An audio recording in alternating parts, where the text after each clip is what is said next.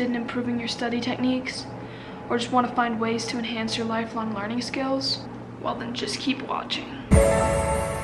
What's up guys, it's DJ.Do.Daddy and welcome to today's video. I've previously talked with you guys about my GPS class and how I'm learning different study strategies as well as just applying the learning process in my own life. So I thought it'd be really cool if I shared some of the tips with you that I've learned so that we can all just become better learners, whether you're like still in school or you moved past that. Like, this can help anybody, so let's get into it. Number one, you need to understand the basics of how people learn according to science. So the brain can change, and this occurs when new connections form in the neural pathways in the brain. This formation is called neuroplasticity. It means that your brain is not fixed in one spot. So you're not born with a certain amount of intelligence and then you have that for the rest of your life. You gain intelligence when you have new experiences. So knowing about neuroplasticity should be able to give you a growth mindset. And so when you sit down and you start studying, you'll think, yeah, I can't do this maybe as well as I want to right now, but if I spend a lot of time and put a lot of effort into it, eventually I'll get to where I want to be. You can test this out by starting your own 30-day challenge like I do on my channel. I've figured out how to solve Rubik's Cubes. I've learned all about like tasseomancy, geomancy, crazy divination stuff, but that just proves that like I didn't know that before, and then by the end of the challenge I knew something new, and so it's really cool to test that. A lot of people tend to focus on the grades that they get, but really you should be more focusing on the efforts that you put into something. Because if you really try your best and you still don't get the outcome that you want, you should still see that as a success, and you can learn from these failures, and it is okay to fail, and we'll speak more about that later. Another myth that a lot of people believe about learning is that people have different learning styles. Like, people go around and be like, yeah, I'm a visual learner and stuff like that, and like to an extent, yeah, you might prefer to learn in that way, but studies have found that it doesn't really matter if you're taught in the learning styles you like tend to lean towards, you know? What really matters is that the learning styles match the subject matter. So like if you're learning geometry, it should be very visual. Like, otherwise you won't be able to see those shapes and you won't be able to picture it in your mind. And if you're in PE, it should be very kinesthetic. Like, you gotta move to work out. Number two, test yourself. And I mean like multiple times, guys. Come on. This involves something called retrieval. Basically, it means you have to like pull the information out yourself and like produce it.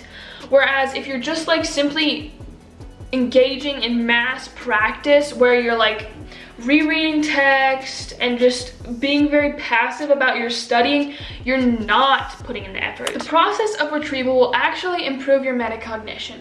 Metacognition is just your thinking about your own thinking.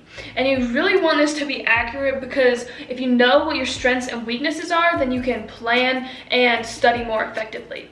So when you're testing yourself, you'll see which questions you get wrong, and you'll be able to spend more time fixing the problems that you have and just like enhancing those strengths. An example of testing yourself that I like to do is using flashcards, but I use them online through the website Quizlet, and I find that this is like really motivating because they have streaks on there, and if you don't keep up your streaks, like, what are you doing?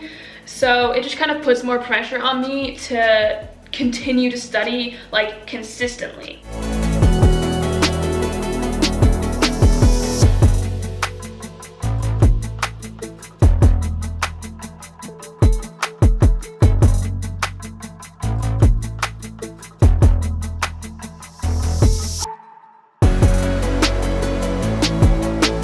And that spacing is another really important thing, because every time you study, basically you're like interrupting the forgetting.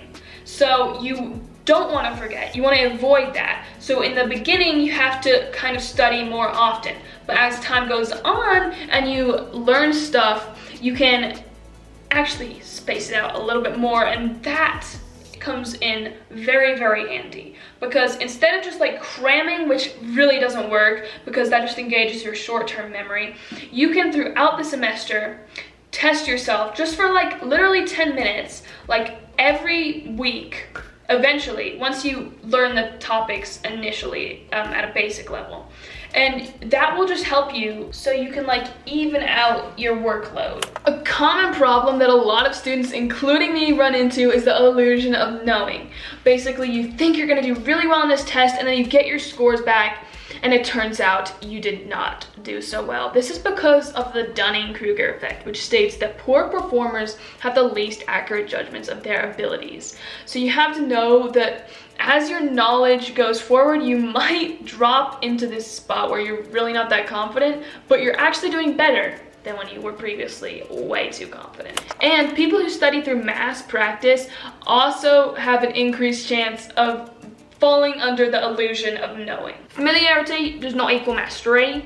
Exposure does not mean learning. Confidence does not mean accuracy. People, let's get down. Yeah. One metaphor which I think really illuminates the underlying purpose of testing yourself is the phrase, shoot the azimuth.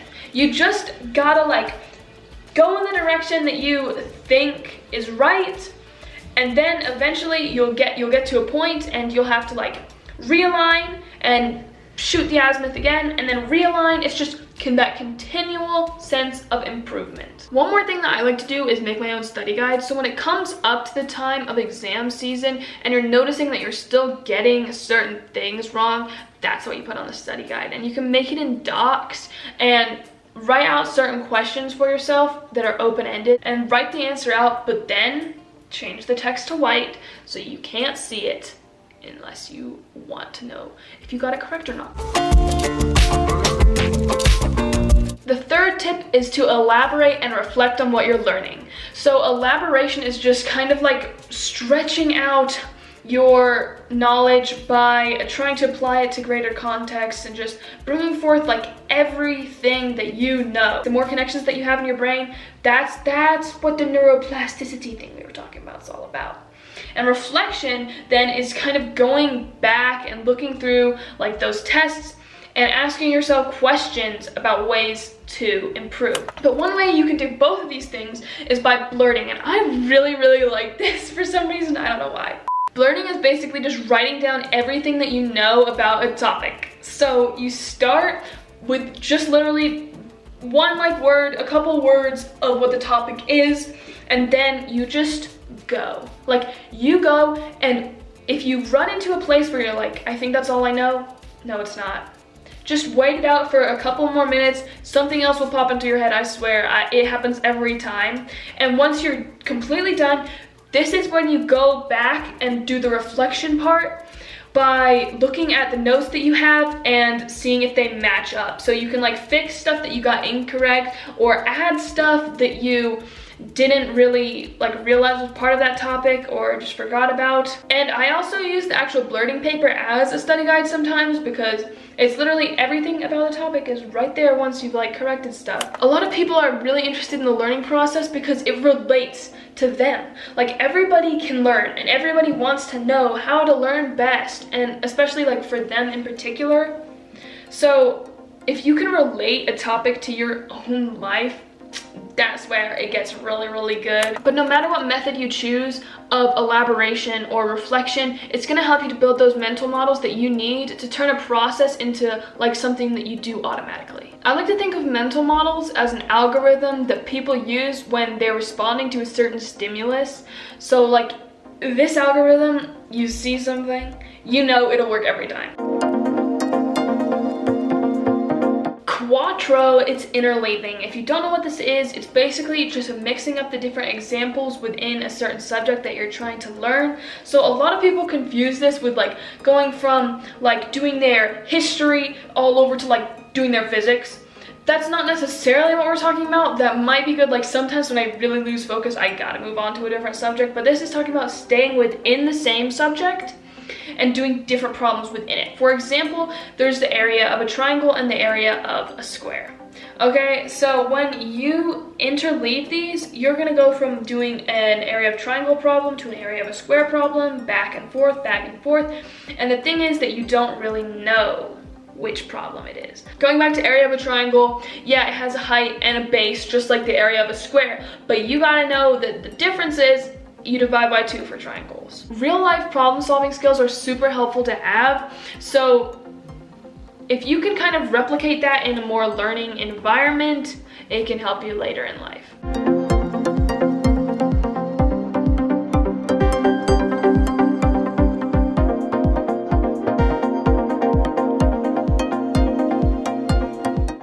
Become a structure builder, baby.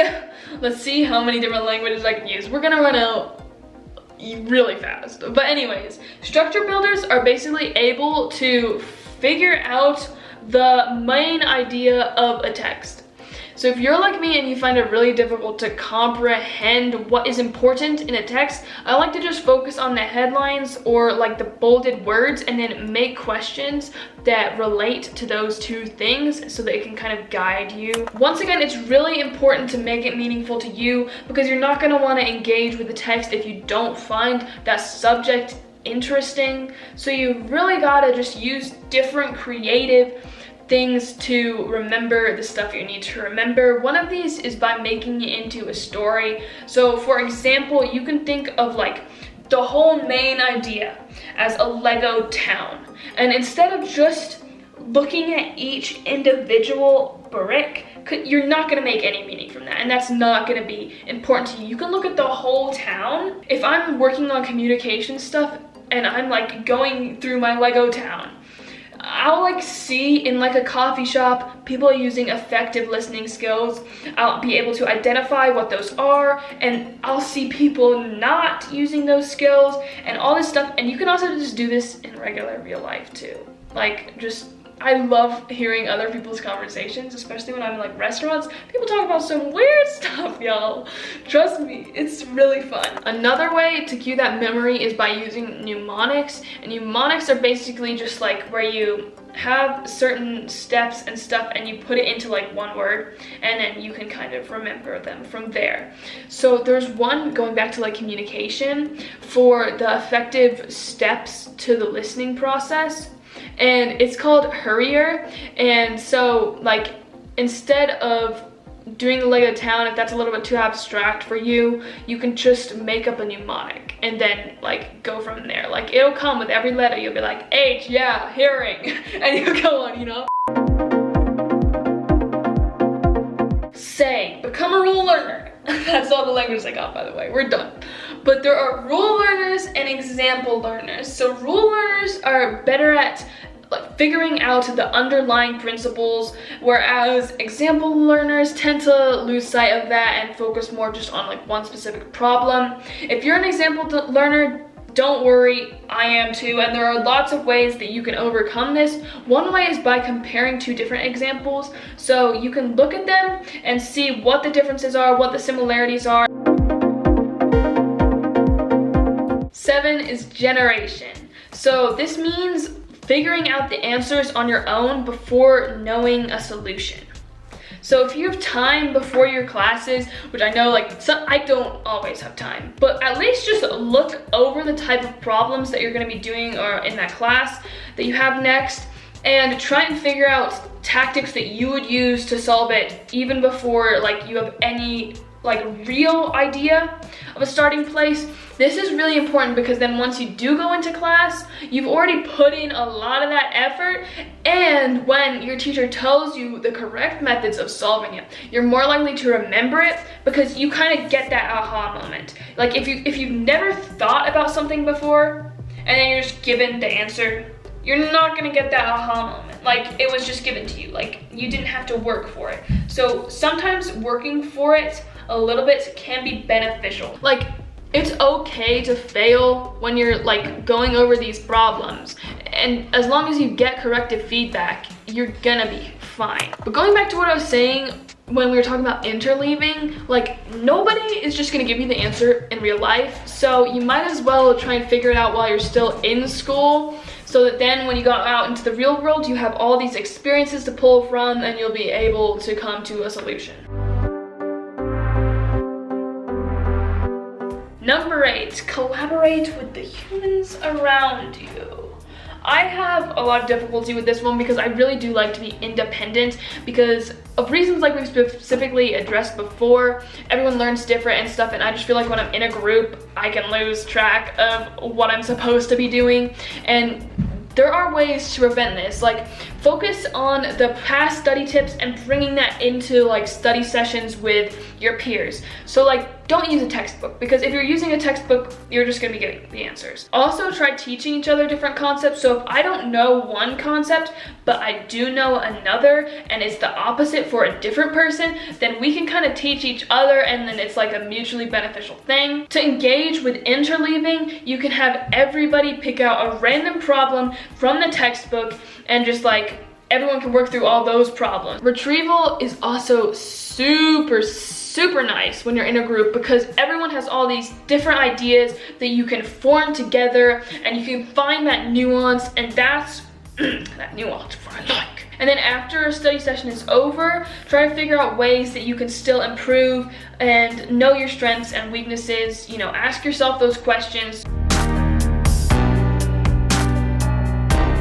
Number 9 is to gain resilience. There is definitely a mental aspect to studying and the learning process, and it's not normally addressed, but it's really important that you are resilient, or you find techniques like from these past tips that you can apply in your life, and they will help you become more resilient. So having resilience just means that you don't give up and that you can overcome that adversity, because setbacks are necessary and part of the process. Like, they will happen. So you need to learn to like ask people for help if you're really struggling.